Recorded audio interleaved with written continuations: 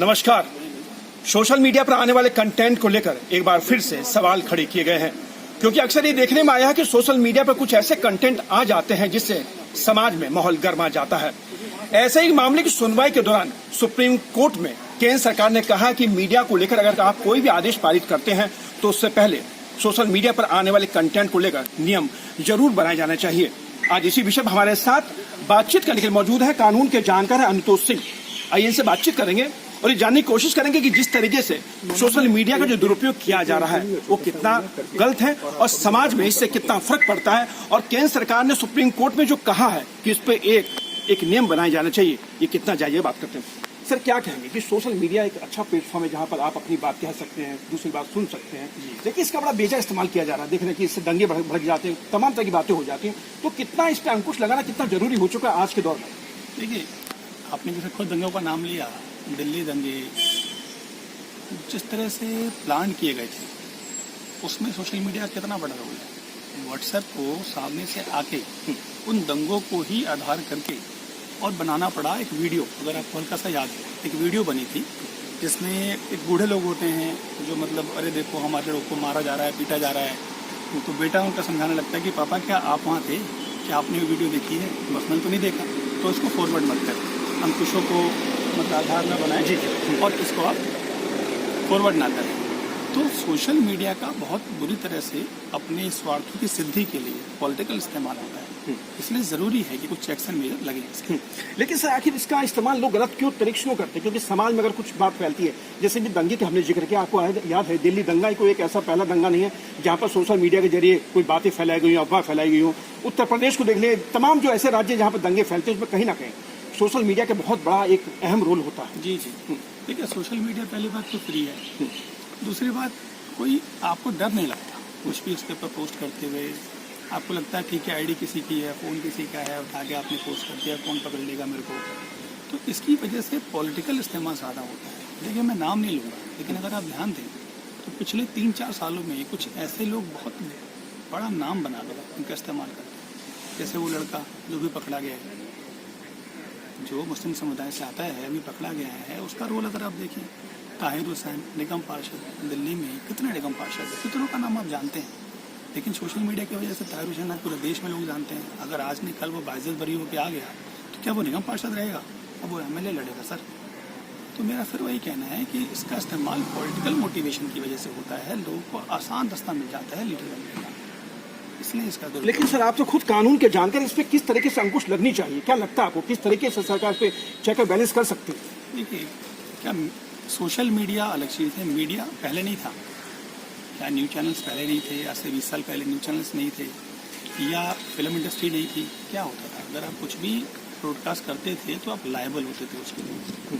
अगर आपने कोई भी चीज़ ब्रॉडकास्ट की है, आप ये इंटरव्यू जब लायबल करेंगे या ये डिस्कशन को लाइव करेंगे, तो इसके लिए मैं क्या बोल रहा हूँ, मैं लायबल हूँ, और आप क्या बोल रहे हैं उसके लिए आप लायबल हैं, आपका चैनल लायबल होगा इसके लिए।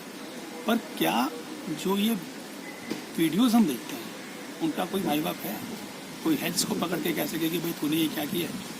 तो ये जो फ़ायदा लोग उठा लेते हैं, ये है प्रॉब्लम कि डर नहीं है, कोई भी जो चाहे वो बोल दिया, बोल के निकल गया।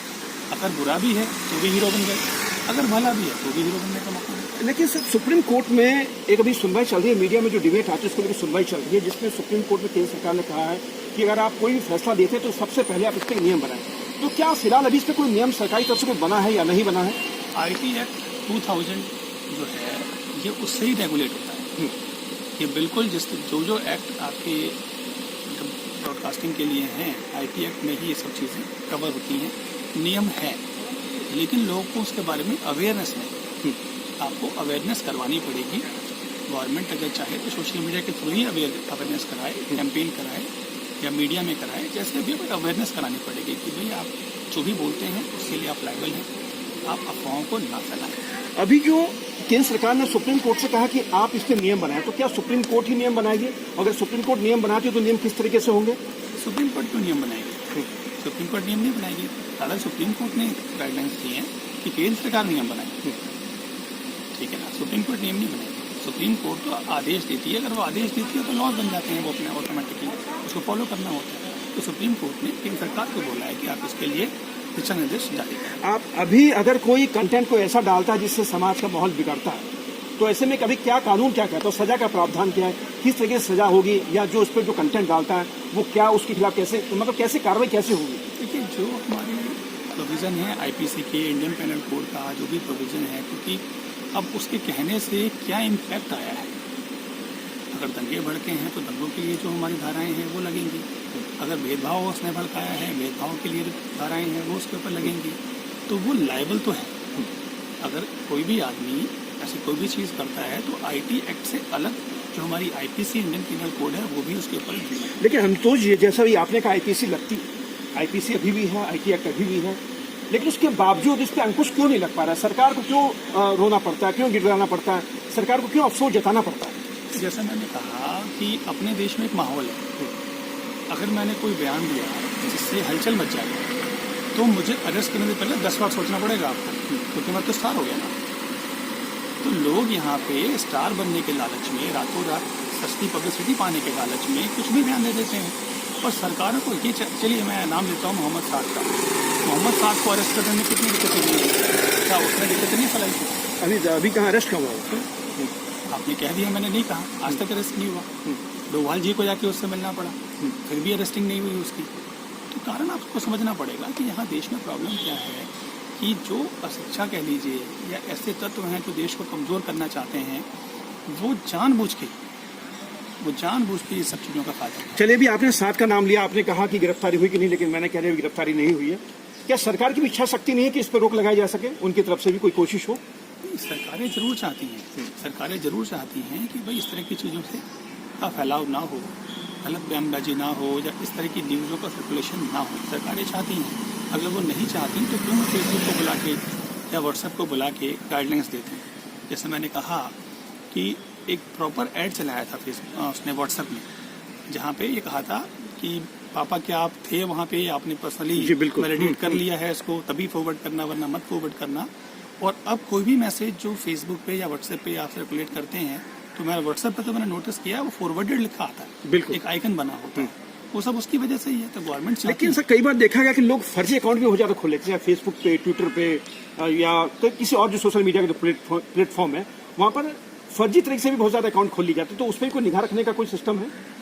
देखिए, अभी कोई प्रॉपर ऑथेंटिकेटेड सिस्टम तो नहीं है, जहाँ तक मेरी जानकारी है अभी ऐसा कोई सिस्टम नहीं है। क्योंकि फेसबुक या जो भी व्हाट्सएप हैं, ये आपके सिर्फ नंबर के बेसिस पे जो आप इन्फॉर्मेशन देते हैं उसके बेसिस पे ही आपके अकाउंट को ओपन कर देते हैं। ये पर्सनली चेक करने नहीं आते कि भाई ये आदमी एग्जिट करता है या एग्जिस्ट नहीं करता। फोर्स से अगर आप ध्यान दें तो क्या है, ऐसे कई जगह आप नोटिस करेंगे कि आपका ही फेसबुक का फोटो लेके फेसबुक पे एक और अकाउंट पैरेलल चल रहा होगा, जिसमें 5, 7, 10 लोग आपके जुड़ भी गए होंगे, क्योंकि मैंने अपने अकाउंट पर देखा है। अभी एक सवाल मेरा भी और है अभी आपसे, अभी पिछले कुछ दिनों में देखा गया कि लोगों के जो फेसबुक अकाउंट है वो ज़्यादा हैक किए जा रहे हैं। जिसको आप हैकिंग कह रहे हैं, मैं डुप्लीकेसी कह रहा हूँ कि वो क्या करते हैं, आपकी फ़ोटो लगा देते हैं प्रोफाइल में, कहीं से भी उठा के एक फ़ोटो आपकी लगा दी, आपका नाम यूज़ कर लिया उसने, डिटेल्स थोड़ी बहुत आपकी उसने भर दी, और जब लोग जो फ्रेंड रिक्वेस्ट एक्सेप्ट करते हैं वो आपकी फ़ोटो देख के करते हैं। उनको भरोसा होता है कि ये आप हैं, और इसका फ़ायदा उठता है क्योंकि फेसबुक पे जितने ज़्यादा अकाउंट होंगे उसकी जो मार्केट वैल्यू है उससे बढ़ती है। कितने लोगों ने कितने मिनट वहाँ पे खर्च किया, फेसबुक कितना पॉपुलर है। मेरे हिसाब से अगर दुनिया की जनरेशन 800 करोड़ लोग की है कि पूरे दुनिया के अंदर 8 अरब आदमी रहता है, और अगर ठीक से चेक करें तो इस 8 अरब में बच्चे भी होंगे, बूढ़े भी होंगे जो शायद आईटी को नहीं जानते, लेकिन आप इनका अकाउंट चेक करने जाएं तो 4 अरब से ज़्यादा अकाउंट्स होंगे इनके। तो यानी ये खुद इन्वॉल्व होते हैं ऐसे कामों में? मुझे तो लगता है, पर मैं ये नहीं कह सकता कि टॉप मैनेजमेंट का ये कर रहा है। चलिए सर, आप प्रमोशन के लिए करते हैं। चलिए सर, आपका बहुत बहुत धन्यवाद। ये थे कानून के जानकार अनुतोष सिंह जो हमारे साथ बातचीत कर रहे थे। सोशल मीडिया पर जो कंटेंट आता है उसको लेकर हमेशा से एक विवाद बना हुआ है कि उस पर किस तरीके से चेक बैलेंस किया जाए। अब इस एक मामले के अंदर जिस तरीके से सुप्रीम कोर्ट में केंद्र सरकार ने कहा कि अगर आप कोई आदेश पारित करते हैं तो उससे पहले आपको नियम बनाए जाने चाहिए, लेकिन क्या सुप्रीम कोर्ट के अंदर सरकार ने ये नहीं कहा कि उस पर नियम बने हुए हैं, इस पर कानून भी बना हुआ है, सख्ती भी है, कार्रवाई भी होती है, लेकिन उसके बाद क्या सुप्रीम कोर्ट इस पर कोई कानून बनाएगा? लेकिन कहीं ना कहीं देखने वाली बात है कि जिस तरीके से जो इसका बेजा इस्तेमाल किया जा रहा है सोशल मीडिया का, वो हमारे समाज के लिए, हमारे देश के लिए कहीं से भी हितकारी नहीं है। कैमरा पर्सन राहुल के साथ सुरेश झा, न्यूज़ नेट, दिल्ली।